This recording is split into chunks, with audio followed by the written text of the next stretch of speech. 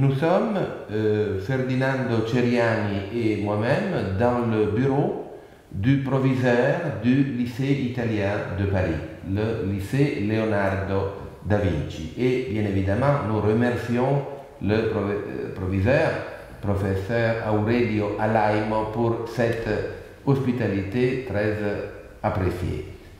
Ferdinando Ceriani est ici en tant que responsable artistique d'un ambitieux projet culturel qui porte la signature prestigieuse de Maurizio Scaparro, grand metteur en scène italien bien connu en dehors des frontières de l'Italie à cause de la vocation internationale de son travail depuis toujours.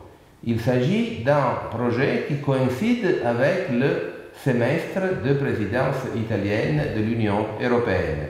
Déjà il y a 11 ans, Maurizio Scaparro, à Paris, avait réalisé une série de spectacles de théâtre et d'autres manifestations culturelles à l'occasion d'une précédente présidence italienne de l'Union européenne.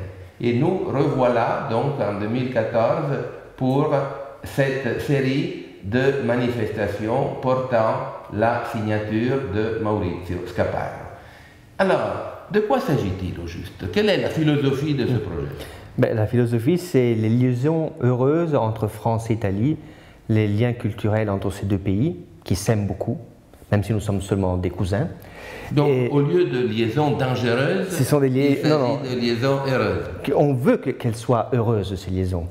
Et c'est un projet qui se déroulera à Paris à partir d'octobre jusqu'en décembre, avec des rendez-vous, et qui voit ensemble les excellences de la culture italienne ici à Paris, qui travaillent tous à ce projet.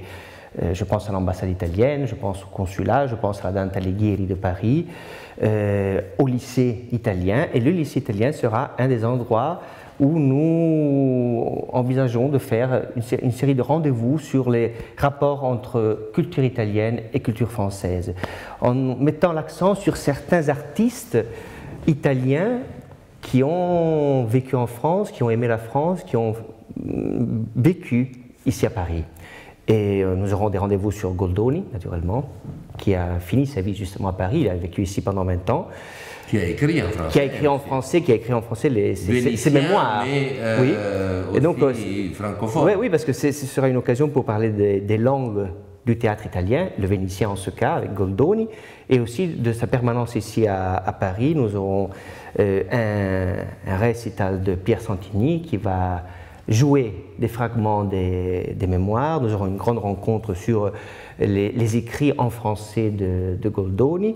Oui, Pierre Santini, que les visiteurs de notre site connaissent bien, et qui est donc un acteur et metteur en scène français, très connu par le public français et en même temps très lié à ses racines italiennes. Il pourra jouer aussi bien en français, mais aussi en italien. Ce sera, je trouve, quelque chose de très intéressant.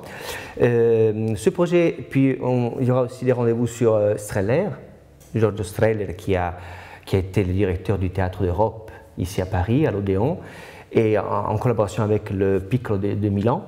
Donc une série de personnages, de mémoires, de rencontres sur ce génie de la mise en scène italienne. Et nous aurons aussi une journée dédiée à Maurizio Scaparro, qui a créé ce projet, mais qui a toujours beaucoup aimé la France, qui a mis en scène beaucoup de spectacles d'auteurs français. Je pense surtout au Cyrano de Bergerac, le Cyrano, qui est un spectacle qui a eu un très grand succès aussi en France, au Théâtre de Chaillot. Je pense au Pulcinella. Je pense aussi à son film, l'Ultimo Pulcinella, que nous verrons ici à Paris dans le programme, qui sera projeté ici à Paris, et qui a été protagoniste Massimo Ranieri, Adriana Assi, Jean Sorel, et qui a été tourné ici à Paris, dans les banlieues. Donc c'est un programme assez... et nous terminerons le programme avec un hommage aussi à Dario Fo, qui est notre prix Nobel, et avec une mise en scène de fragments de ses textes liés surtout à la femme et à son épouse, à Franca Ramesa, qui a vécu avec lui toute sa vie, qui est malheureusement morte. Ce sera un hommage aussi pour Franca Rame. Voilà. Et donc là, il y aura un spectacle dont toi-même seras le metteur en scène. Moi, je suis aussi metteur en scène. C'est un spectacle qui va débuter ensuite en Italie en janvier, mais nous le ferons pour la première fois ici à Paris. Donc c'est une avant-première. Avant-première, oui. Et ce qui est important aussi, je trouve que ce projet est né aussi pour retransformer un peu la salle de ce lycée italien, pour lui redonner un rôle culturel. Voilà. Donc parce qu'il faut savoir que le lycée italien dispose d'un gymnase qui est utilisé bien sûr pour les activités sportives de ses élèves, mais qui a une taille et aussi une esthétique qui justifie pleinement à notre usage en tant que salle de théâtre ou aussi de salle de conférence. Enfin, cela se prête pour des événements italiens ici dans la capitale française. Simplement, l'acoustique n'est pas idéale. Et nous, on travaille pour ça, pour améliorer. La lumière non plus, la lumière. Donc il s'agit de... Nous faisons un investissement aussi économique pour améliorer l'acoustique et la lumière. Et en plus, tu m'avais dit que, et c'est vrai, enfin je l'ai lu dans l'histoire du lycée, jadis c'était un théâtre. Puis on l'a transformé en gymnase. Donc c'est aussi de retrouver un peu ses origines de cette salle. Nous voulons donner à Paris un autre lieu pour la diffusion de la culture italienne. Contribuer à trouver un autre lieu, un autre espace pour pouvoir porter la culture italienne ici à Paris. Et donc vous allez faire des travaux qui vont rester, et donc même après la fin de cette série d'initiatives culturelles, le lycée va disposer donc d'une salle équipée multiculturelle, disons, polyvalente, lui permettant de devenir un lieu de rendez-vous italien supplémentaire à Paris. Je crois que c'est très important, c'est un effort économique. Je dois le dire que ce projet est un projet qui est soutenu par le ministère de la Culture italienne et par le Fondazione Teatro della Pergola, qui est un des plus importants théâtres italien de Florence. Et c'est très important, je trouve que même d'un point de vue moral, c'est très important qu'une partie du budget est destinée à fournir cette salle d'une série de matériel qui va rester à l'école, qui va rester aux étudiants de cette école. Projecteurs professionnels, écrans, des projecteurs de lumière, pour pouvoir envisager de faire des événements culturels dans cette salle.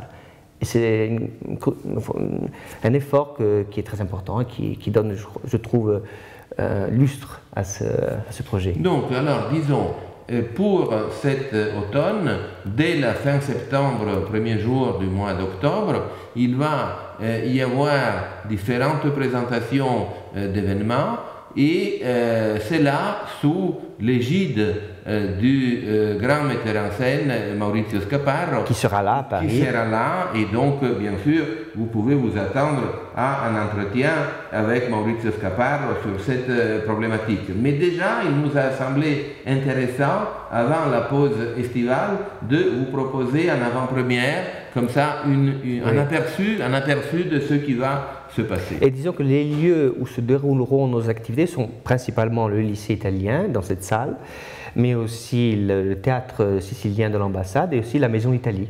La Maison de l'Italie que vous connaissez, qui se trouve au beau milieu de la cité universitaire et qui dispose d'une salle magnifique avec une bonne acoustique, avec un piano en plus, donc avec des équipements qui permettent de proposer des spectacles de grande qualité. Et une chose, excuse-moi, mais je voulais aussi ajouter qu'on va inaugurer la salle du lycée italien durant la semaine de la diffusion de la langue italienne à Paris, et c'est pour ça que notre partenaire dans ce projet, c'est la Dante Alighieri de Paris, qui est à côté de nous pour organiser cet événement. Et le fait de commencer durant cette semaine, qui est pour nous très importante, c'est symbolique. Voilà.